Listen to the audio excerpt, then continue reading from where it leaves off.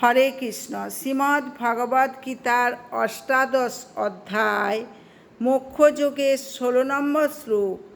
তত্র এবং সতি কর্তারম আত্মানম কেবলম তুজ পশ্যত্য কৃত বুদ্ধি তান্ন সপশ্যতি দুর্মতি। অনুবাদ: অতএব কর্মের 5টি কারণের কথা বিবেচনা না করে যে নিজেকে কর্তা বলে মনে করে, বুদ্ধির অভাববশত সেই দুর্মতি যথাযথভাবে দর্শন করতে পারে না। বহুপাদ তাৎপর্য: কোনো মূর্খ লোক বুঝতে পায় না যে পরম বন্ধুরূপে পরমাত্মা তার হৃদয়ে বসে আছেন এবং তিনি তার সমস্ত কার্যকলাপ পরিচালনা করছেন।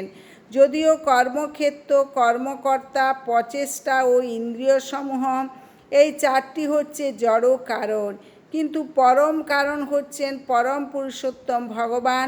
সুতরাং 4টি জড় কারণকে কেবল দেখা উচিত নয়, পরম নিমিত্ত যে কারণ তাকেও দেখা উচিত। যে পরমেশ্বরকে দেখতে পায় না সে নিজেকেই কর্তা বলে মনে করে। হরে কৃষ্ণ কৃষ্ণ কৃষ্ণ হরে হরে, হরে রাম রাম রাম হরে হরে।